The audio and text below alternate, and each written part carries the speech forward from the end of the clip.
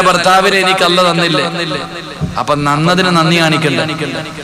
അള്ളാഹു നല്ല നിലയിൽ നമ്മുടെ നിക്കാഹ് നടത്തി തന്നില്ല, അപ്പൊ നന്ദി കാണിക്കണ്ടേ? ശുക്ർ ചെയ്യണ്ടേ? നിസ്കരിക്കും, ഇവിടെ ഇരുന്ന് 2 റക്അത്ത് നിസ്കരിക്ക്. മണിയറക്കകത്ത് മുസല്ല വിരിപ്പിച്ചിട്ട് 2 റക്അത്ത് നിസ്കരിപ്പിക്കും. നിസ്കാരം കഴിഞ്ഞ ഉടനെ പുതിയാപ്പള ചാടി എഴുന്നേക്കുമ്പോ അവിടെ ഇരിക്കുക, നിങ്ങൾ അവിടെ ഇരിക്കുക. എത്ര പാപം ചെയ്തിട്ടുണ്ട് ജീവിതത്തിൽ. ഞാൻ നിങ്ങളും ചെയ്തു കൂട്ടിയ പാപത്തിന് വല്ല കണക്കുണ്ടോ? അതുകൊണ്ട് ഇന്നു മുതൽ പുതിയ ജീവിതം തുടങ്ങുക. അവിടെ ഇരുന്ന് തൗബ ചെയ്യും. ഭർത്താവ് മുമ്പിലിരിക്കും, ഭാര്യ പുറകെ ഇരുന്നിട്ട് പറയും ഞാൻ ആമീൻ പറയാ, ദുആ ചെയ്യാ. കരഞ്ഞോണ്ട് ദുആ ചെയ്യിക്ക. ഭർത്താവിനെ കൊണ്ട് തൗബ ചെയ്യിപ്പിക്കും ഭാര്യ. അങ്ങനെ ദുആ എല്ലാം കഴിഞ്ഞ് ഓൻ വിചാരിച്ച് ഇനിയെങ്കിലും ഒന്ന് ചാടി മണിയറയിലേക്കൊക്കെ, ഇക്ക എന്റെ തലയിലോട്ട് കൈവച്ചിട്ട് ഒരു ദുആ ഉണ്ട്, ചെയ്യ്. എന്റെ തലയിൽ കൈവച്ചിട്ട് നിങ്ങൾ ദുആ ചെയ്യും. മുത്തുനബി ഒരു ദുആ പറഞ്ഞിട്ടുണ്ട്, ദുആ ചെയ്യുന്നല്ലേ ചെയ്യാൻ പറ്റും. എന്റെ തലയിൽ വെച്ചിട്ട് പറ. ഓ വായും തുറന്നിരിക്കുക. ഏത് ദുആ മീന? ഏത് ദുആയാ? സ്വന്തം ഭാര്യയെങ്കിൽ ഏത് ദുആയാ ചെയ്യണ്ടേ? ഭാര്യയുടെ തലയിൽ കൈവച്ചിട്ട് കല്യാണത്തിന്റെ ആദ്യ രാത്രിയിൽ ഭർത്താവ് ചെയ്യേണ്ട ഒരു ദുആ ഉണ്ടായിരുന്നു. ആ ദുആ അറിയുമായിരുന്നെങ്കിൽ നമ്മളൊക്കെ ആരായാലേ. എന്നാ പുതിയ പെണ്ണ് അവൻ പറയും, മോളെ എനിക്കറിയില്ല, മോളെ ഞാൻ അങ്ങനെ ഒരു ദുആ എനിക്കറിയില്ല. ഓള് പറയും, ഞാൻ പറഞ്ഞു തരാം, നിങ്ങൾ എന്തിനാ പഠിക്കണേ, എനിക്കറിയാം. നിങ്ങൾ എന്റെ തലയിൽ കൈവെക്ക്, ഞാൻ പറഞ്ഞു തരാം. ഞാൻ പറയണ പോലെ പറഞ്ഞാൽ മതി. ഓള് തന്നെ ദുആ പറഞ്ഞു തരും. അത് ഭർത്താവ് തലയിൽ കൈവച്ചിട്ട് പറയും. അത് കഴിഞ്ഞിട്ട് ഭാര്യ പറയേക്ക, നമ്മൾ രണ്ടുപേരും കൂടെ കുടുംബ ജീവിതത്തിലേക്ക് കയറുകയാ. ഇക്കാടെ നീയത്ത് നന്നാക്ക്, ഇന്നമൽ അഅ്മാലു ബിന്നിയാത്ത്. അല്ലാതെ പെണ്ണ് കെട്ടിയ ഉടനെ പറയേക്ക, എനിക്ക് 5 കൊല്ലം കഴിഞ്ഞിട്ട് മക്കള് മതി, ഇപ്പോഴെങ്ങും വേണ്ട, എനിക്ക് കറങ്ങാൻ പോവാ. അങ്ങനെയൊന്നും അവള് പറയൂല. അവസാനം പൊട്ടന് ലോട്ടറി അടിക്കുന്ന പോലെ ഒന്നിനെ കിട്ടിയ കൊല്ലാൻ പറ്റത്തില്ലല്ലോ, അതുകൊണ്ട് വളർത്താം. അങ്ങനല്ല. ഓള് പറഞ്ഞു തരും, ഇന്നമൽ അഅ്മാലു ബിന്നിയാത്ത്, നിയ്യത്താണ് പരിഗണന. അതുകൊണ്ട് സാലിഹായ സന്താനങ്ങളെ വേണം. ദുആ ചെയ്തല്ലോ, ബിസ്മീം പറഞ്ഞു തുടങ്ങിക്കോ. എന്റെ പ്രിയപ്പെട്ടവരെ, കുടുംബ ജീവിതം തുടങ്ങി. അങ്ങനെ 2 എണ്ണം കൂടെ കിടന്നുറങ്ങാ. വെളുപ്പാങ്കാലത്ത് 4 മണിയായപ്പോ ഓള് ചാടി എഴുന്നേറ്റ്. കാരണം എല്ലാ ദിവസവും എഴുന്നേക്കണതാ. കാരണം വാപ്പായും ഉമ്മായും വിളിച്ചോളത്തുന്ന 10 മണി ഉറങ്ങണ പെണ്ണല്ല. അവള് വെളുപ്പാങ്കാലത്ത് ആദ്യ രാത്രിയിൽ 4 മണിക്ക് എഴുന്നേറ്റ് ഓള് പോയി കുളിച്ചു, ഒതുവൊക്കെ എടുത്ത് റെഡിയായി തഹജ്ജുദ് നിസ്കരിച്ചു. ഇക്ക കിടന്ന് എല്ലാം ഉറക്ക. അവസാനം എഴുന്നേറ്റ് വന്നിട്ട് വിളിക്കും, ഇക്ക എഴുന്നേക്കിക്ക.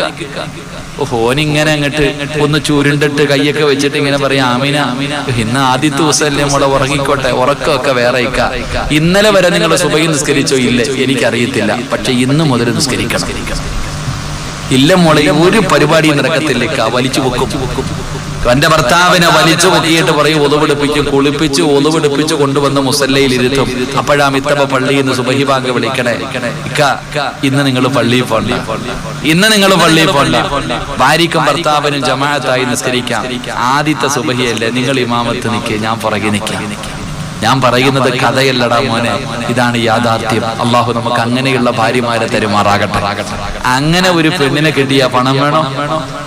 അങ്ങനെ ഒരു പെണ്ണിനെ നിനക്ക് അല്ലാഹു പണം വേണോ? വാടക വീടാണെങ്കിലും സുഖമായിട്ട് കിടന്നുറങ്ങാം. അള്ളാഹു ഭാഗ്യം തരുമാറാകട്ടെ. അള്ളാഹുവിന്റെ പ്രവാചകന് ഫാത്തിമ എന്ന് പറയുന്ന പൊന്നാര മകളെ കെട്ടിച്ചു വിട്ടു. നിന്റെ മണിയറ എങ്ങനെയാ നീ ഒരുക്കിയേ?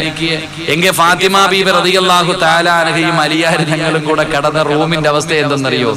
തറയിൽ വിരിക്കാൻ കട്ടിലും മെത്തയും പോയിട്ട് ഒരു തുണി പോലും ഇല്ല. ഫാത്തിമ ബീവി കടന്നുറങ്ങിയത് അലിയാർ തങ്ങളുടെ വീട്ടിൽ ഒരു ആടിന്റെ തോലുണ്ട്. ഏറ്റവും വലിയ ആടിന്റെ തോലിന് എത്ര നീളം ഉണ്ടാകും നിങ്ങൾ ചിന്തിച്ചു നോക്കിയേ. ആ ആടിന്റെ തോലെടുത്ത് അങ്ങോട്ട് വിരിച്ചിട്ട് 2 കൂടെ കയറി സുഖമായിട്ട് കിടന്നുറങ്ങും. ഒരാടിന്റെ തോല് വിരിച്ച് ആ തോലിന്റെ മുകളിൽ അള്ളാഹുവിന്റെ പ്രവാചകന്റെ പൊന്നുമോളും അലിയാർ തങ്ങളും കിടന്നുറങ്ങും. രാവിലെയായ അലിയാർ തങ്ങൾ ഇതങ്ങെടുക്കും.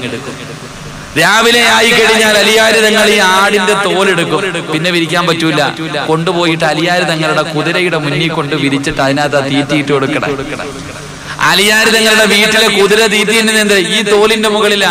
പകല് മുഴുവനും അതിനകത്ത് തീറ്റിയിട്ട് കൊടുക്കും. അതിന് രാത്രിയായ കഴുകി വിരിച്ചിട്ട് 2 പേരും കൂടെ കിടന്നുറങ്ങും. ഇതായിരുന്നു ജീവിതം.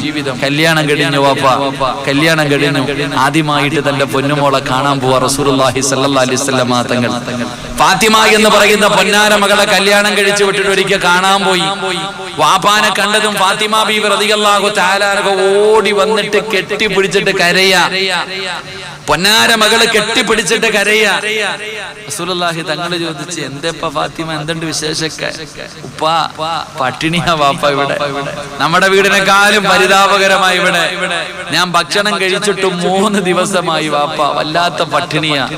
അള്ളാഹുവിന്റെ റസൂലിന്റെ പൊന്നാര മകള് കരഞ്ഞുകൊണ്ട് പറഞ്ഞപ്പോ നമ്മളെന്ത് പറയും? പെട്ടിയും പ്രമാണം എടുത്തോണ്ട് വന്നോളെ.